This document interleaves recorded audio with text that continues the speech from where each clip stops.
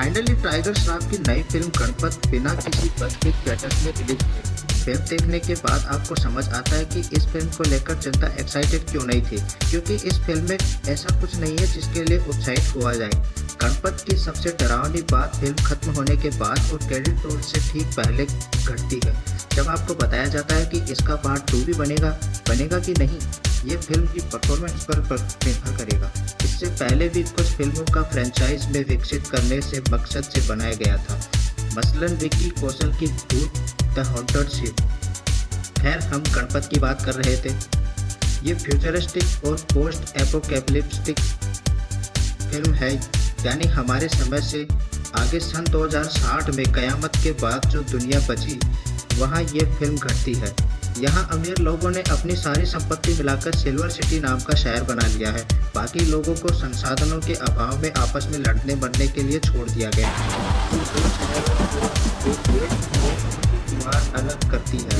ये हो गई हिस्ट्री ऑफ ज्योग्राफी। अब कहानी पर आते हैं।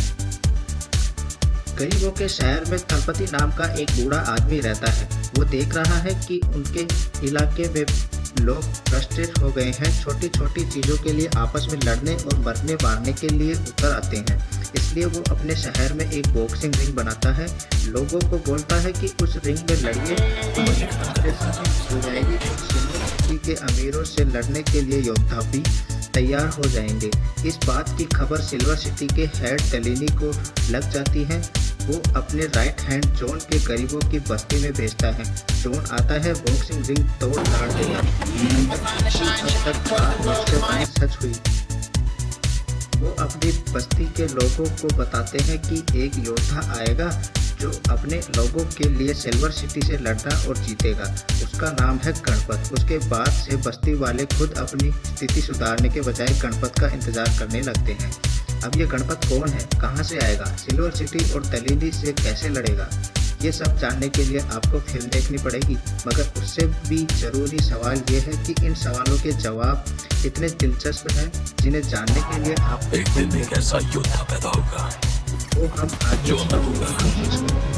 कुछ सालों पहले खबर आई कि क्वीन के डायरेक्टर विकास बहल टाइगर श्रॉफ को लेकर एक पिक्चर्स बनाने जा रहे हैं।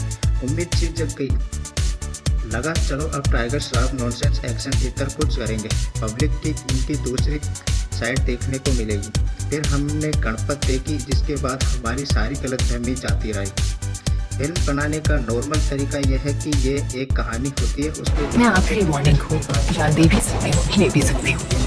टाइगर श्रॉफ है, उनके लिए एक स्क्रिप्ट चुनी जाती है जिसमें वो ठीक लगे। वो किन फिल्मों में ठीक लगेंगे? Action film. मसला यह है कि एक्शन फिल्मों में सिर्फ एक्शन ही होता है, कहानी नहीं होती। गणपत उससे किसी मायने में अलग नहीं है। शायद ये टाइगर श्रॉफ की फिल्म होने के लिहाज में भी बहुत बुरी फिल्म है। टाइगर ने फिल्म गुड्डू के नाम के लड़के का रोल किया है जो सिल्वर सिटी में रहता है, अय्याशी भरी लाइफ स्टाइल जी रहा है। आज से गुड्डू का चैप्टर और गणपत का चैप्टर शुरू। जिसकी वजह से गुड्डू गरीबों की बस्ती में पहुंच जाता है।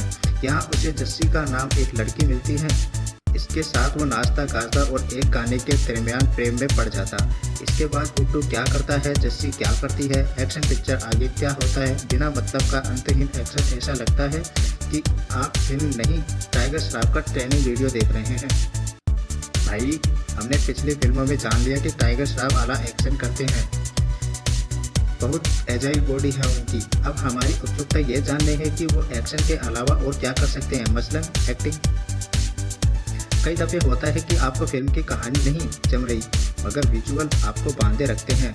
मगर गणपत जो विजुअली भी इतनी खराब फिल्म है कि आदि पुरुष को कड़ी टक्कर दे दे। इस फिल्म के अधिकतर, या यूँ कहूँ कि पूरी पिक्चर ही ग्रीन स्क्रीन पर शूट हो गई। VFX की मदद से तक असली नहीं लगती। ग्लैडिएटर वो योद्धा मरेगा नहीं, सिर्फ मारेगा। बनाने की गई है, वो सरप्राइजिंग तरीके से नकली और गंदा लगता है। आपको यकीन नहीं होता ये सारे सीन्स क्वालिटी चेंजिंग के पास हो गए हैं। हमने तो एक सीन का उदाहरण दिया, पूरी पिक्चर में न जाने कैसे कितने ही सीन होंगे।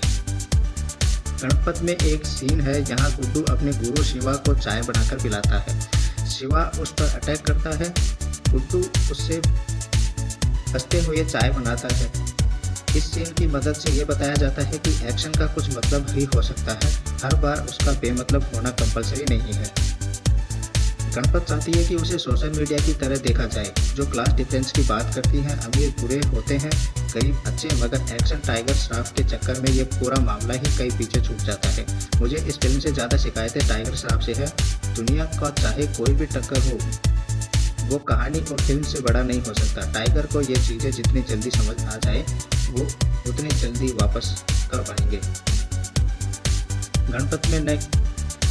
गणपत में किसी तरह की इमोशनल डेथ है और न ही कहानी जो अपने पहले न सुनी और न ऐसा कुछ खास एक्शन है, न परफॉर्मेंस से याद आया।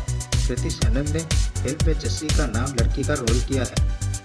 फिल्म में उनका रोल है कि वो खुद को फर्जी में किडनैप करवा लेती हैं। हैरान करने वाली बात यह है कि ये सब कहानी का हिस्सा है, फिर भी कृति ने फिल्म का करना चुना।